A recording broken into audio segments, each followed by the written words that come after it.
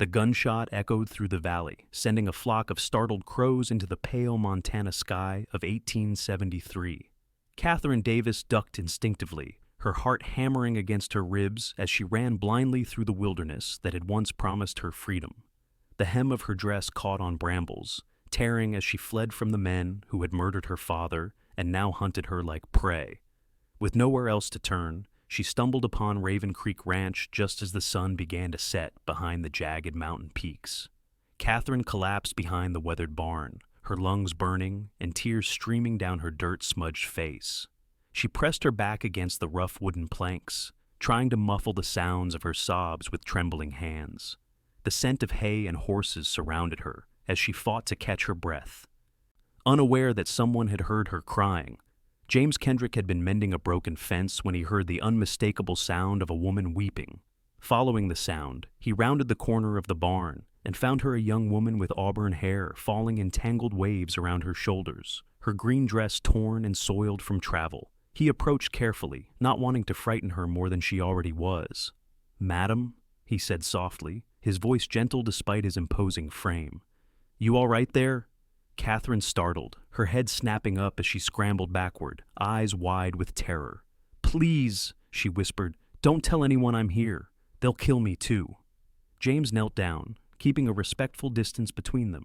His weathered face was kind beneath the shadow of his hat, his blue eyes steady and calm. "You're safe here, always," he said, the words coming naturally, though he barely knew this woman.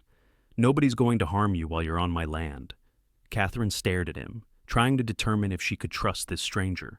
His gentle eyes and the sincerity in his voice made her desperate heart want to believe him. "They killed my father," she said, her voice breaking. "3 men, they came to our homestead. They wanted our land. When Papa refused to sell—" She couldn't finish, fresh tears spilling down her cheeks. James felt a surge of anger at the injustice, but kept his expression neutral. "What's your name, madam?" Catherine Davis." "I'm James Kendrick. This is my ranch." He gestured to the land around them. "Miss Davis, I don't know what troubles found you, but I promise you'll be protected here." "Can you stand?" She nodded shakily, allowing him to help her to her feet. Catherine winced as she put weight on her right ankle. "You're hurt," James observed. "Let me help you to the house. My housekeeper, Martha, can tend to you." "The men who killed my father, they're still looking for me," Catherine warned, glancing nervously at the fading light. "I shouldn't bring trouble to your door." James's jaw tightened. "This is Raven Creek Ranch, Miss Davis. We don't turn away folks in need, especially not a lady in danger." He offered his arm. "Besides, I reckon I can handle whatever trouble might come calling." Catherine hesitated only briefly before accepting his support. As they slowly made their way toward the main house, she couldn't help noticing the quiet strength of the man beside her.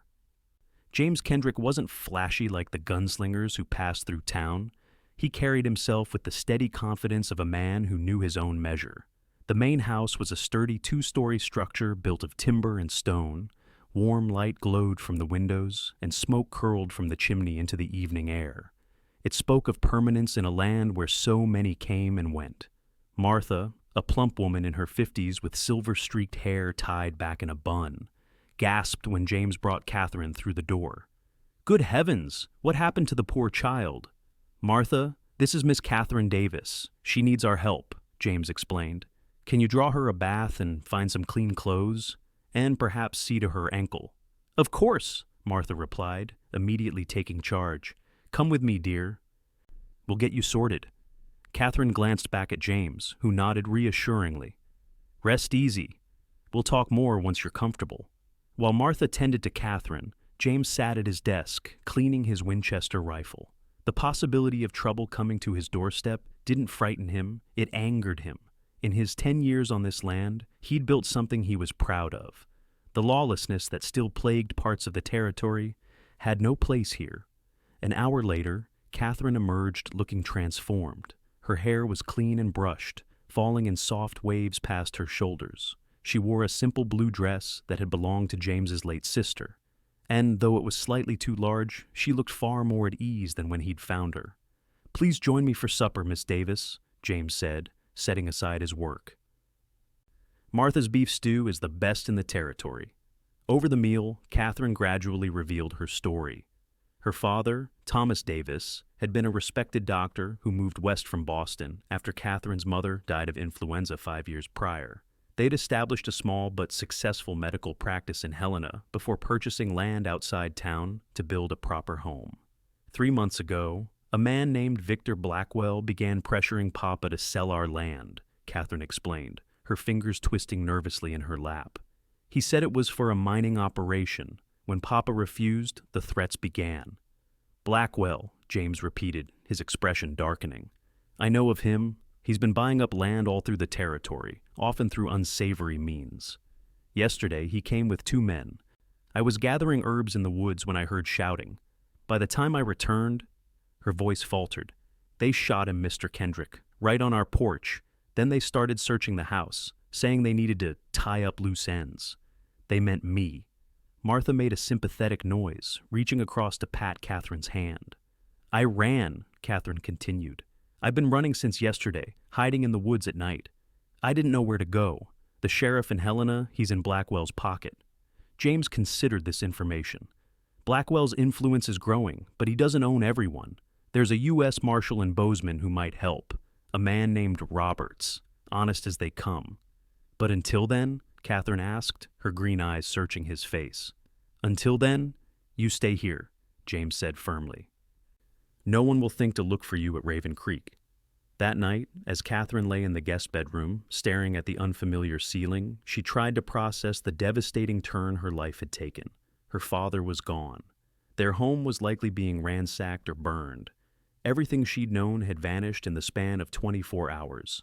Yet, in the midst of this nightmare, she'd stumbled upon unexpected kindness.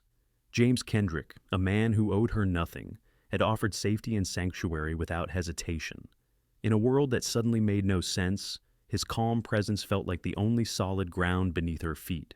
James, meanwhile, sat on his porch, smoking a pipe and watching the moon rise over the distant mountains. Something about Catherine Davis stirred protective instincts he'd thought long dormant. Perhaps it was her courage in the face of overwhelming tragedy, or perhaps it was simply that helping her felt right in a way few things had since losing his sister to tuberculosis 3 years ago. Whatever the reason, he knew with absolute certainty that Victor Blackwell would not set foot on Raven Creek Ranch without answering for his crimes. The following morning, James rose before dawn, as was his habit. He found Catherine already in the kitchen, helping Martha prepare breakfast. You didn't need to rise so early, he said, surprised. Catherine turned, offering a small smile that didn't quite reach her eyes. I'm used to early mornings, and I can't be a burden on your hospitality. You're no burden, James assured her, but I appreciate the help. Martha usually has to suffer my company alone at this hour. And grateful I am for another sensible woman in this house, Martha quipped, setting a plate of biscuits on the table. This one here would work from sunup to sundown without stopping if I didn't force food into him. A hint of genuine amusement crossed Catherine's face, and James found himself pleased by the sight. After breakfast, he invited her to join him for a tour of the ranch, sensing she needed distraction from her grief. Raven Creek Ranch sprawled across nearly 2,000 acres of prime Montana land. Rolling pastures gave way to pine forests, with the creek itself cutting a sparkling path through the property. James had built it from nothing after returning from the war, turning wilderness into a thriving cattle operation. It's beautiful, Catherine said sincerely, as they rode across the eastern pasture. James had lent her a gentle mare named Daisy, and she sat comfortably in the saddle, clearly experienced with horses. How long have you been here? 10 years this spring, James replied. Came with nothing but my horse and what I could carry. Worked the land myself until I could afford to hire help. And now? She asked, gesturing to the vast expanse around them. Now we run 500 head of cattle, breed some of the finest horses in the territory, and employ 15 good men. There was justified pride in his voice. It wasn't easy, but it's mine. Every acre, every blade of grass. I understand, Catherine said softly. That's how Papa felt about our land. It wasn't grand like this, but it was ours. We'd worked for it. James watched her profile as she gazed across the landscape, noting the strength beneath her sorrow. We'll find a way to bring Blackwell to justice, Miss Davis. Your father deserves that much."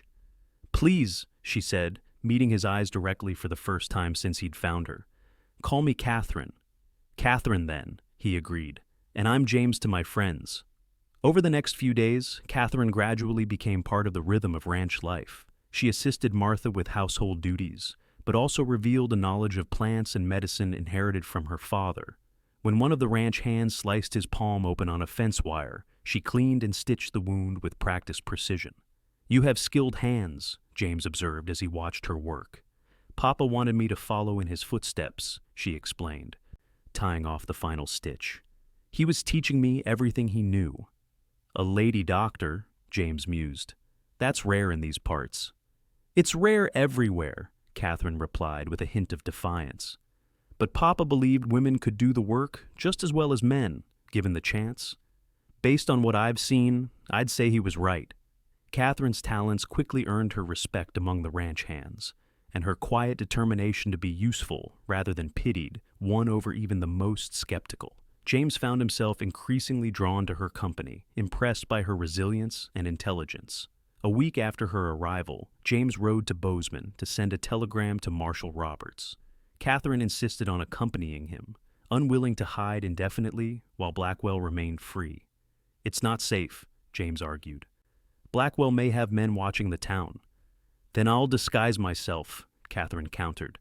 "James, I can't hide forever, and I need to do anything to help bring my father's killers to justice." Recognizing the determination in her eyes, James relented. Catherine borrowed clothes from Martha's niece, who occasionally visited the ranch, and with her hair tucked under a bonnet and a pair of spectacles perched on her nose, she looked different enough to avoid casual recognition.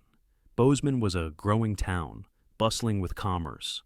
As they rode down the main street, Catherine kept her head down, acutely aware that Blackwell's influence might extend even here. The telegraph office was near the center of town, and James composed a carefully worded message to Marshal Roberts, outlining the situation without revealing Catherine's whereabouts. "It may be days before we receive a reply," James warned as they exited the office. "The marshal could be anywhere in the territory." "I understand," Catherine said. "Thank you for doing this." As they prepared to leave town, a commotion near the saloon caught their attention. 3 rough-looking men were mounting horses, and Catherine grabbed James's arm, her fingers digging into the fabric of his coat. "The one in the black hat," she whispered urgently. "He was with Blackwell. He's one of the men who killed Papa." James studied the man, tall, with a cruel face, and a distinctive scar running from his left eye to his jawline. "Are you certain?" "Absolutely," Catherine affirmed, her face pale. "His name is Silas. I heard Blackwell call him that before I ran." Without drawing attention, James guided Catherine toward their horses. "We need to leave, but not obviously. Walk naturally." They had nearly reached the livery when the scarred man Silas looked in their direction. For a heart-stopping moment, Catherine feared recognition, but his gaze moved on without pause. Only when they were safely on the road back to Raven Creek did she release the breath she'd been holding. "They're searching for me," she said quietly. James nodded grimly. "But they haven't found you yet, and now we know what one of them looks like. That's valuable information." That evening, Catherine was unusually quiet. The encounter in town had brought the reality of her situation into sharp focus. After dinner, she slipped outside to sit on the porch steps, wrapping a shawl around her shoulders against the cooling night air. James found her there, staring at the stars. Without speaking, he settled beside her, offering silent companionship. "I keep thinking about what would have happened if I hadn't found your ranch," Catherine finally said. "If you hadn't found me behind that barn." "But you did, and I did," James replied simply. Catherine turned to look at him, her face silvered by moonlight. "Why did you help me? You could have turned me away, avoided the risk." James considered her question seriously. "My pa used to say a man is measured by the stands he takes. Helping someone who needs it, that's not even a choice. It's just what decent folks do. Not everyone would see it that way." "Then they'd be wrong," James said firmly. "Besides, I reckon we all need shelter from storms at some point." Catherine studied his profile, the strong line of his jaw, the quiet dignity in his bearing. "You've faced your own storms, haven't you?" James was silent for a long moment. "The war changed everything," he finally said. "I went as a boy of 19, came back a man who'd seen too much. Building this place, it was my way of creating something good after witnessing so much destruction." "You succeeded," Catherine said softly. Their conversation was interrupted by the sound of approaching hoofbeats. James was on his feet instantly, hand moving to the revolver at his hip. "Get inside," he instructed, his voice low and urgent. Catherine hurried into the house while James stepped forward to meet the rider. Through the window, she watched anxiously as a man dismounted. The tension in James's shoulders eased slightly as they spoke, and after a few minutes, he escorted the visitor inside. "Catherine, this is Pete Wilson. He works at the telegraph office in Bozeman," James explained. "He rode out because a message came for us after we left." Pete, a lanky young man with an earnest face, nodded respectfully. "Marshal Roberts replied right away, Mr. Kendrick. Said to tell you he's been tracking Blackwell for months on suspicion of land fraud and worse. He's on his way to Helena now and asks that you meet him at Calloway's trading post in 3 days." Hope flared in Catherine's heart. "He believes us?" "Yes, madam," Pete confirmed. "Said Blackwell's overdue for justice, and your testimony could be what finally brings him down." After Pete departed, James and Catherine discussed what this development meant.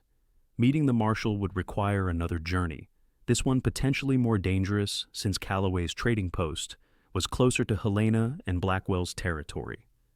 "I need to go," Catherine insisted. "My testimony is crucial." "We'll go together," James decided. "But we'll need to be careful. If Blackwell's men are watching the roads, we could take the mountain trail," suggested Daniel, James's foreman, who had joined the discussion. "It's longer, but less traveled." James nodded thoughtfully. "Good idea. Catherine, can you ride rough country?" "If it means bringing my father's murderers to justice, I can ride through hell itself," she answered, her chin lifting with determination. The next 2 days were spent preparing for the journey. Catherine practiced with a small derringer that had belonged to James's sister, while James consulted with Daniel about ranch operations during his absence. On the morning of their departure, Martha packed food for their journey and embraced Catherine fiercely. "You come back safe, you hear?" the older woman ordered. "Both of you." "We will," James promised. They set out at dawn, taking the little used trail that wound through the foothills. The path was challenging, steep in places and overgrown in others, but Catherine rode without complaint. By midday, they had climbed high enough to look back across the valley, Raven Creek Ranch visible as a patchwork of fields and buildings in the distance. "It looks peaceful from up here," Catherine observed, "like nothing bad could touch it." James followed her gaze. "That's the dream of it, I suppose. A place apart from the world's troubles. Yet you're riding into trouble for my sake," she said, turning to meet his eyes. "I can never repay that, James." "I'm not looking to be repaid," he replied. "Some things are just right to do." They made camp that night in a sheltered hollow with a small fire for warmth and coffee. As they sat side by side, watching the flames dance, Catherine found herself studying James's hands, strong and capable, with calluses that spoke of honest work. "Tell me about your sister," she asked softly, remembering the clothes she now wore, the derringer in her pocket. James looked surprised by the question, but answered nonetheless. "Elizabeth was 3 years younger than me, smart as a whip and twice as stubborn. After our parents died, it was just the two of us. She followed me west after the war, helped me start the ranch." "You were close," Catherine observed. "She was my best friend," James admitted. "When the tuberculosis took her, it was like losing a part of myself." Without thinking, Catherine reached over and placed her hand on his. "I'm sorry, James." He turned his hand to hold hers, the gesture providing mutual comfort. Life has its share of sorrows, but joy too, if we're willing to see it. Their eyes met across the firelight, and something shifted between them, an acknowledgement of feelings that had been growing since that first meeting behind the barn. James gently squeezed her hand before releasing it, both of them aware that this wasn't the time or place to explore what was developing between them. "We should get some rest," he said. "Tomorrow's ride will be challenging." They reached Calloway's trading post by mid-afternoon the following day. The establishment sat at a crossroads, serving travelers, trappers, and locals alike. James instructed Catherine to wait in the small grove of trees nearby while he assessed the situation. "If anything seems wrong, I'll signal by removing my hat," he explained. "If that happens, ride back the way we came. Don't wait for me." Catherine wanted to protest, but the gravity in his expression stopped her. She nodded her understanding, watching anxiously as he approached the trading post alone. James returned 15 minutes later, looking relieved. "Marshal Roberts is inside. No sign of trouble." The marshal was the imposing figure, tall and broad-shouldered, with a weathered face and alert eyes that missed nothing. He shook James's hand firmly before turning to Catherine. "Miss Davis, I'm sorry for your loss," he said sincerely. "Your father was a good man. I consulted him professionally when I was wounded last year." "You knew my father?" Catherine asked, surprised. "Not well, but enough to know he didn't deserve what happened to him." Roberts gestured for them to sit at a table in the corner of the small attached tavern. "I've been building a case against Blackwell for months. Land fraud, intimidation, suspected murder. But witnesses have a habit of disappearing or changing their stories." "He's powerful," Catherine acknowledged. "And ruthless," Roberts agreed. "But he's not above the law, though he acts like it. Your testimony could be what we need to finally bring him to justice." The marshal outlined his plan. Catherine would provide a sworn statement detailing what she had witnessed and heard. Roberts would then use this, along with his existing evidence, to obtain federal warrants for Blackwell and his accomplices. "It won't be simple," Roberts warned. "Blackwell won't go down without a fight, and you'll need to testify in court eventually." "I'll do whatever is necessary," Catherine affirmed, "for my father and for anyone else they've hurt." While Catherine provided her statement, James stepped outside to check on their horses. The late afternoon sun cast long shadows across the yard. A movement near the edge of the property caught his attention, a flash of metal reflecting sunlight. Instinctively, James ducked behind a water trough just as a shot rang out. The bullet splintered the wooden post where he had been standing moments before. Inside, Catherine and Marshal Roberts reacted immediately to the sound of gunfire. Roberts drew his weapon, positioning himself by the window. "3 riders," he reported grimly, "and one of them matches your description of Silas." Catherine's heart raced. "How did they find us?" "Blackwell has informants everywhere," Roberts replied. "Someone must have recognized you or Kendrick." The trading post proprietor, Cowboy, emerged from the back room with a shotgun. "Back door leads to the stable," he informed them. "If you can reach your horses." More gunshots outside cut him off. James appeared at the front door, weapon in hand. "They're trying to surround us," he reported. "1 at the back, 2 covering the front." Roberts made a quick decision. "Calloway, you and I will provide covering fire. Kendrick, get Miss Davis to the horses and ride for Bozeman. I'll meet you at my office once we deal with these animals." James nodded, moving to Catherine's side. "Stay low and follow me," he instructed. The next few minutes were a blur of noise and movement. Roberts and Calloway opened fire, forcing Blackwell's men to seek cover. James led Catherine through the back door, keeping her protected as they dashed for the stables. They had nearly reached their horses when Silas appeared at the stable entrance, his scarred face twisted in a malicious grin. "Well now, Miss Davis," he drawled, raising his pistol. "Mr. Blackwell's been mighty worried about you." James pushed Catherine behind him, his own weapon aimed steadily at Silas. "Lower your gun," he commanded. "The lady is under my protection." Silas laughed. "You're outnumbered, cowboy." "Am I?" James countered, his voice deadly calm. The momentary confusion on Silas's face was all the opening James needed. His shot caught Silas in the shoulder, spinning the outlaw around and sending his gun clattering to the ground. "Mount up," James ordered Catherine, keeping his weapon trained on the wounded man.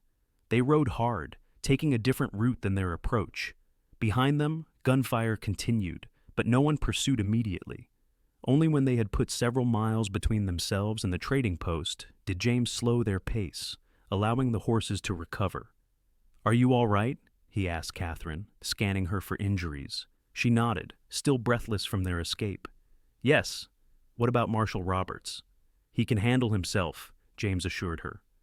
"Our priority is getting you safely to Bozeman." They rode through the night, stopping only when necessary for the horses' sake. By dawn, they reached the outskirts of Bozeman, both exhausted but relieved to have reached relative safety. Marshal Roberts' office was in the Federal Building on Main Street. They approached cautiously, unsure if Blackwell's influence extended this far. The deputy on duty recognized James from their previous meeting and immediately ushered them inside. "Marshal Roberts telegraphed an hour ago," he informed them.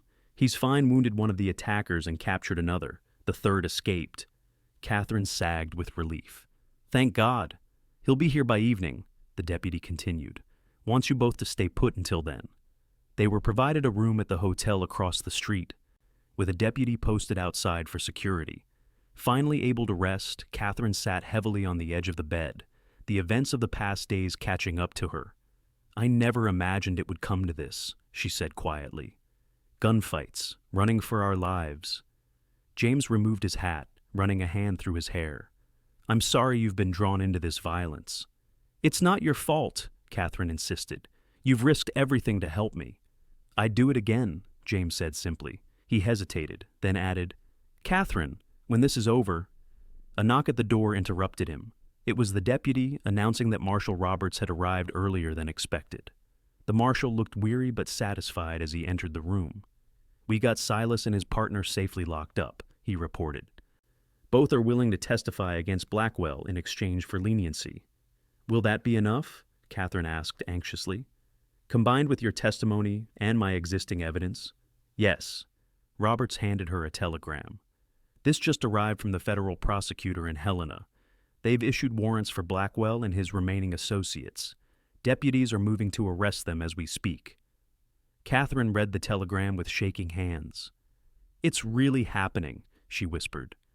"Justice is slow sometimes, but it comes," Roberts said solemnly. "Your father would be proud, Miss Davis." The next few days passed in a whirlwind of statements, testimonies, and legal proceedings. Catherine provided formal depositions while James remained steadfastly by her side. News came that Victor Blackwell had been arrested attempting to flee the territory. His financial empire, built on intimidation and fraud, began crumbling as victims came forward with their own stories.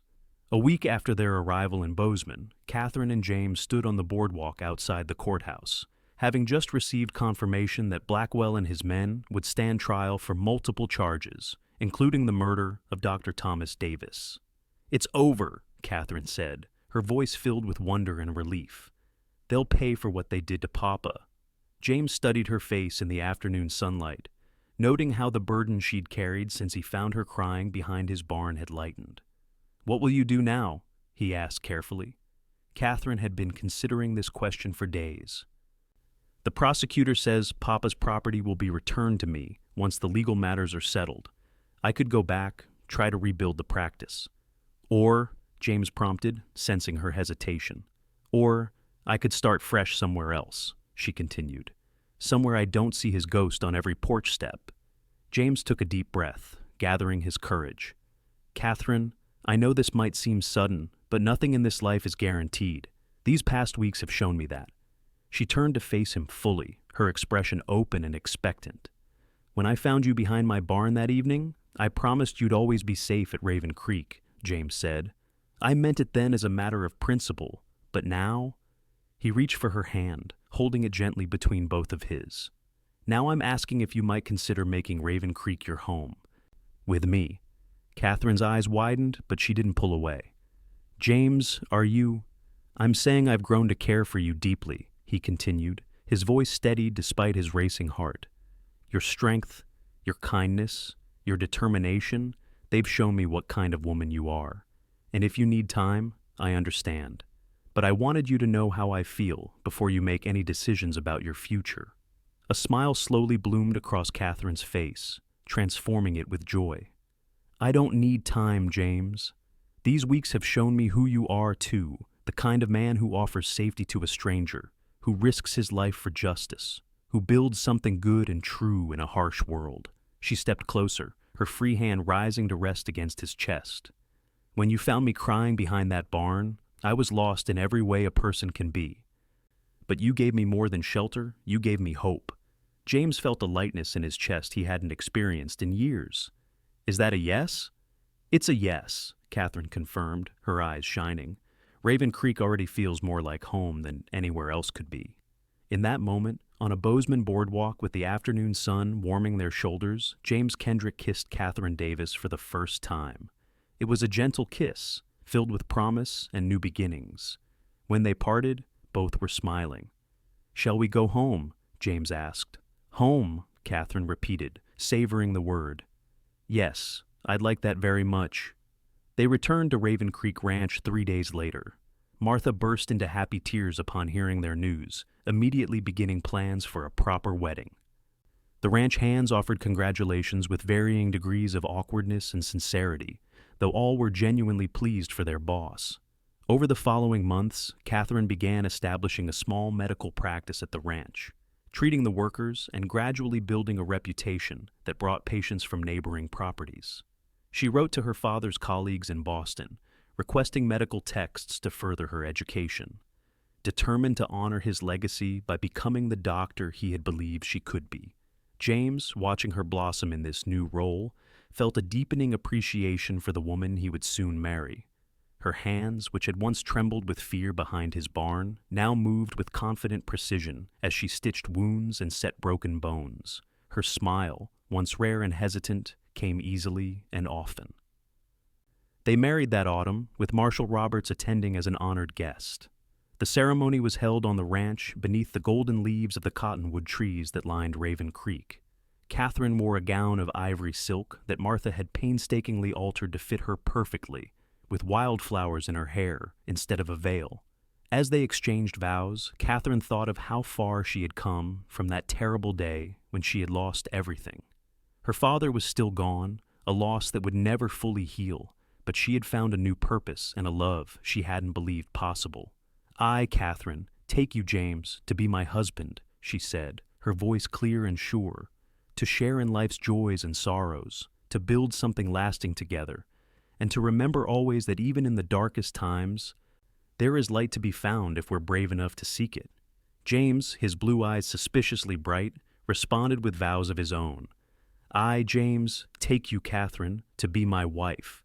I promise to stand beside you through whatever storms may come, to cherish your strength and your gentleness equally, and to make good on the words I spoke when we first met that you are safe here, always."